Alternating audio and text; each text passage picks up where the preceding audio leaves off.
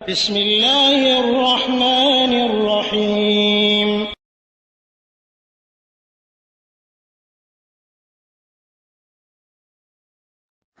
ওয়ালাইকুম আসসালাম রহমতুল্লাহ আবরকাতুহ। নাসর রয়েছে 6524। ভাই, আপনি জানতে চেয়েছেন আপনার এক সাদিক বিষয়, বন্ধু বিষয়ে, যার বিশ্বাস যে রাসূলুল্লাহ সাল্লাল্লাহু আলাইহি ওয়াসাল্লামকে সৃষ্টি না করলে নাকি আল্লাহ কিছু সৃষ্টি করতেন না, এরকম একটা হাদিস উনি বলেন এবং বিশ্বাস করেন। আর একটি কথা যে রাসূলুল্লাহ সাল্লাল্লাহু আলাইহি ওয়াসাল্লাম নাকি সব কিছুই জানতেন, অর্থাৎ গায়েবের খবর রাখতেন কিন্তু বলতেন না। তো এই বিষয়ে আপনি জানতে চেয়েছেন কথাগুলি কতটুকু সত্য।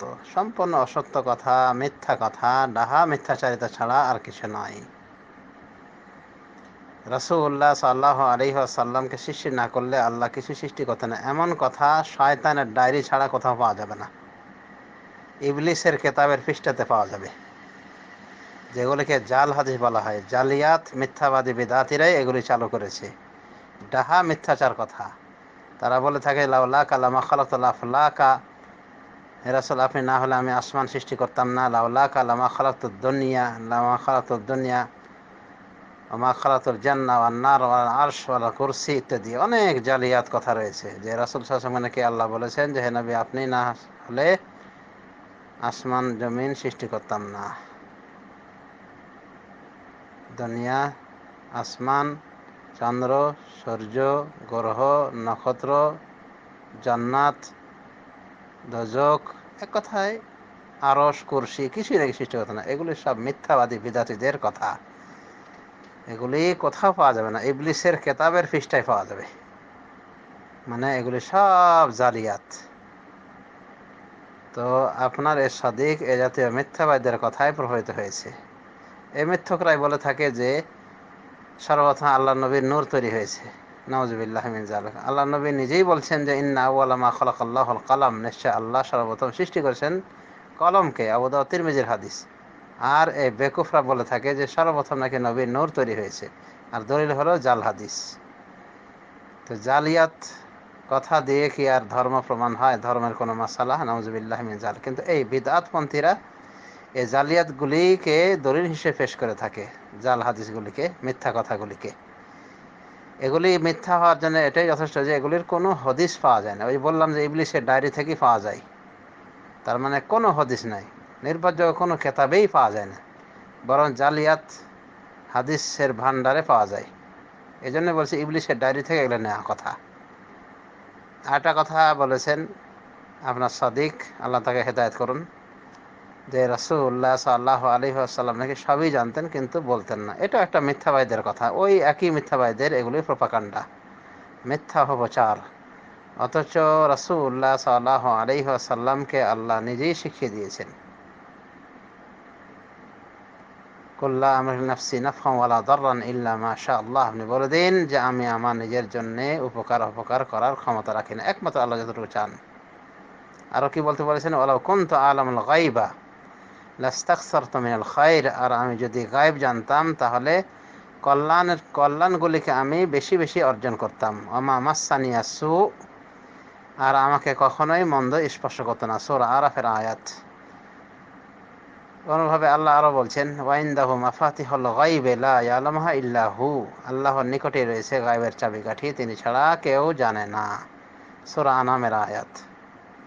ওয়ালিল্লাহি গায়বুস সামাওয়াতি ওয়াল আরদ, আল্লাহর জন্য রয়েছে সুরক্ষিত আসমান জমিন সমূহের গায়েব। তো এরকম ভরি ভরি আয়াত রয়েছে।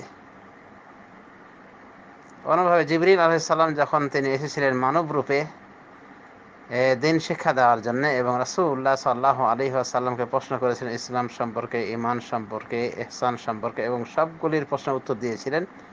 তখন তাকে প্রশ্ন করেছিলেন উনি যে আখবিরনি আনিস সাআহ, আপনি আমাকে কিয়ামত সম্পর্কে বলুন, আপনি আমাকে কিয়ামত সম্পর্কে বলুন। তখন রাসূলুল্লাহ সাল্লাল্লাহু আলাইহি ওয়াসাল্লাম কি বলেছিলেন, মাল মাসউলু আনহা বিআলামা মিনাস সাইল, এ বিষয়ে যাকে প্রশ্ন করা হয়েছে তিনি প্রশ্নকারীর থেকে বেশি জানেন না।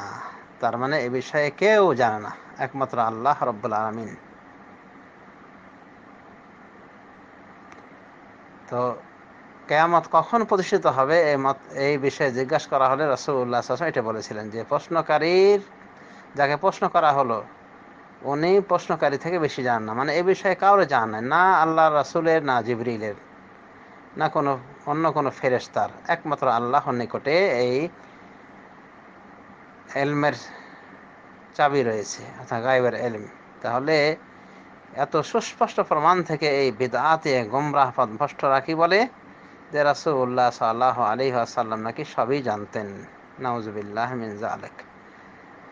আল্লাহ রাসূল সাল্লাল্লাহু আলাইহি ওয়াসাল্লামকে আল্লাহ যতটুকু গায়ব থেকে জানিয়েছিলেন কেবল ততটুকুই জানতেন। তো এটাকে তো গায়বের মালিকানা বলা হয় না।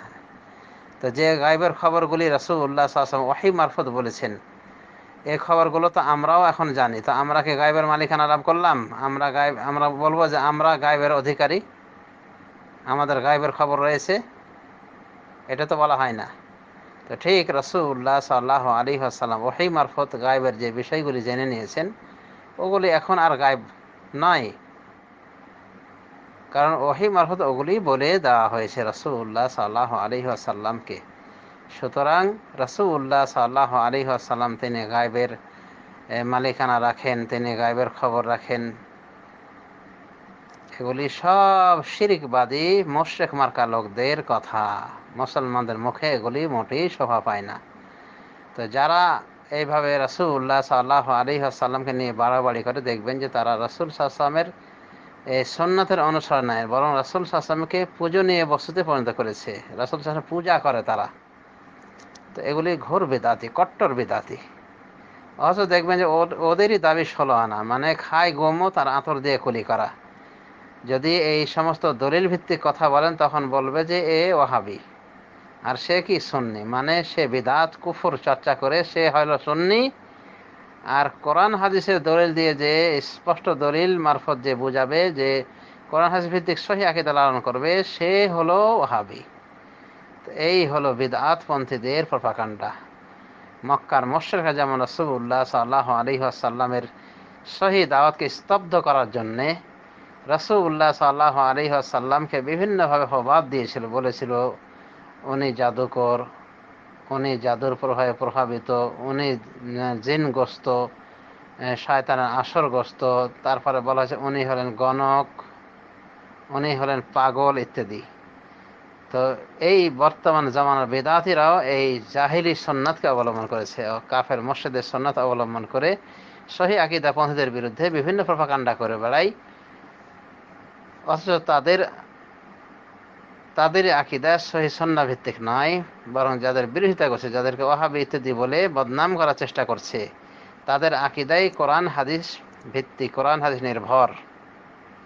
যেমন এই কথাগুলি দেখেন যে রাসূলুল্লাহ সাল্লাল্লাহু আলাইহি ওয়াসাল্লাম নাকি সব কিছুর খবর রাখতেন কিন্তু বলতেন না। কোথায় পাওয়া যাবে এই সমস্ত বিদআতীদের কথা? কোনো দলিল নাই, ওই ইবলিসের কেতাবের ডায়েরি থেকেই নেওয়া হয়েছে। ইবলিসের কেতাবের পৃষ্ঠাতে এগুলি পাওয়া যেতে পারে। তো যা হোক, আপনার সাদিককে আল্লাহ হেদায়েত দান করুন, যেন গোমরাহি থেকে ফিরে আসেন এবং দলিল ফিরে হন। দলিলবিহীন কথা বলে লাভ নাই, শয়তান দলিল ছাড়া কথা বলে।